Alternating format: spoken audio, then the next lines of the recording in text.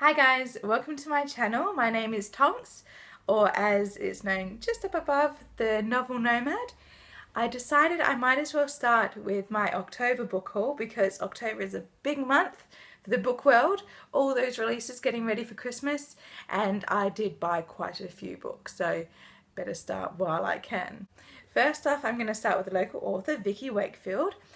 Now, she released, unbeknownst to me, The In-Between Days, which is a young adult contemporary novel, and I'm really excited because I read her book Friday Brown, and she's amazing at strong female protagonists getting into some really interesting social questions. So with this one, the setting is actually in a dead-end town which is well, not quite surrounded, but borders on the edge of a suicide forest, or a forest where people go to commit suicide. So with such a macabre setting, I am interested to see what social commentary she brings to the table.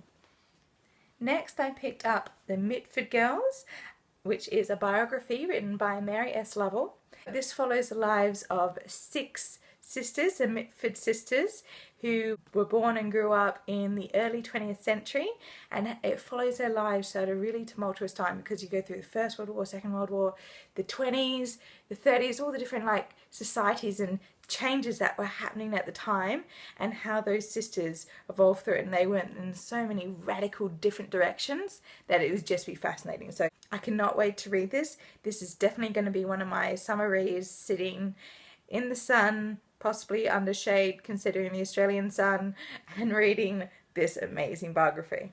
On a recent visit to my local independent bookstore, which is also a second-hand bookstore, I picked up another 2 copies of the Franny Fisher books written by Kerry Greenwood. This is a historical crime. It's set in the 1920s in Australia, and it follows the eccentric and wonderful Miss Franny Fisher, who becomes a lady detective in Melbourne after she comes back very wealthy from England after the First World War. And it just follows all her exploits, and the series is amazing. I'm not up to these ones yet, but I've got them on hand when I'm ready to pick them up. The next book I got indulged a little bit more artistic sensibilities, and just look at that cover. I'm trying to, not shiny, maybe just a gold foil. It's amazing. It is The Marvellous by Brian Selznick. Now, he is very well known for his beautiful artwork and storylines. They're almost, his stories are like watching a film. And this one, I think, looks to be more focusing on an ancestor and a descendant, so descendants following the story of his ancestor, and it just looks beautiful. I mean, you cannot fault these images because they are just stunning. I cannot wait. It's going to be beautiful. I'm going to enjoy it. It's a given. I can't help it. The next one is a young adult fantasy book. It's the 3rd one in the series.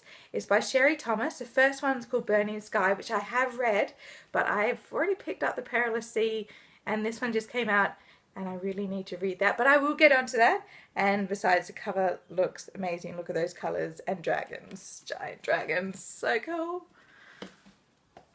Now the next one is a given because everyone is buying it or receiving it or just getting this book, and it's a Harry Potter illustrated edition. The first one, Harry Potter and the Philosopher's Stone.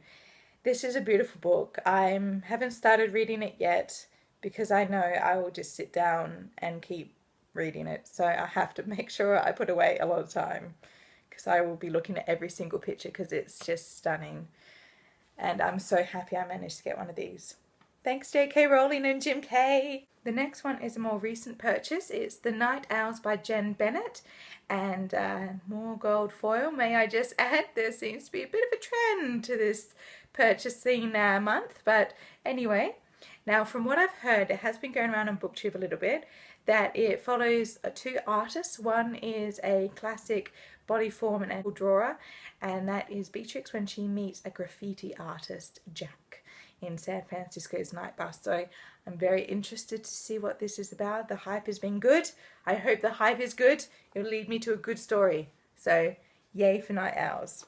Now this one is a very recent purchase. I just came back from the shop just then because it came out well, technically it's coming out 2 days from now in Australia, but it came out today in the US and the UK, and I had to get a copy, and he had just unpacked it from the box, and I said, please, oh please, oh please, can I have a copy? And that is The Career of Evil by Robert Galbraith.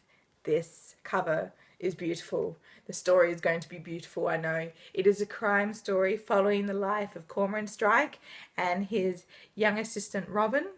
And from the first book, which is called Cuckoo's Calling, which they first met, to the second book, The Silkworm, which was even better than the first, if that could even be imagined. I do have high expectations for this one, but I know they can reach that target, so I'm so excited to start this one. I may even be starting it today, but I will see.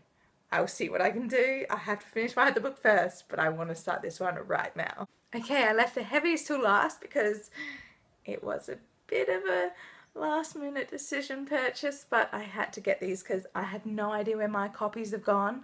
I think they've just been lost in the process of lending them out and sharing the love, but they haven't kind of come back. So I thought, might as well buy some new ones. And that is the Shadowhunter Chronicles, the amazing new covers from, I think it's Margaret Elderberry Books, which is amazing.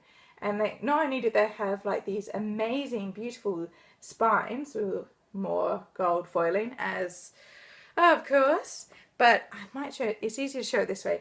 They actually have like these really awesome covers with different characters on them. In fact, I've only read these 3 because university started after I finished the 3rd one, and I really wanted to get stuck into the other trilogy that she wrote before I read the last 3. So these ones look beautiful. They will look beautiful on my shelf, and I cannot wait to put them up.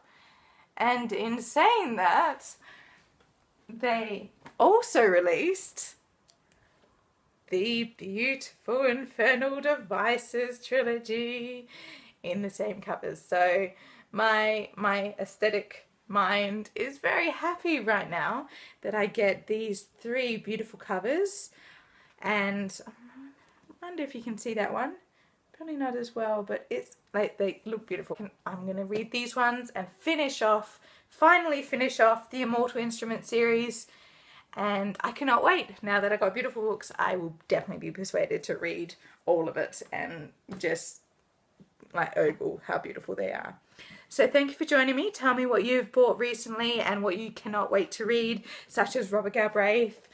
Oh, I cannot wait to read this one. It's going to be so good. It's going to be good. I cannot wait. But tell me how you're going, how your October's going. Are you going to be avoiding the bookstore or just like waiting for it to open up? So let me know how you're going, and I'll see you next time. Bye.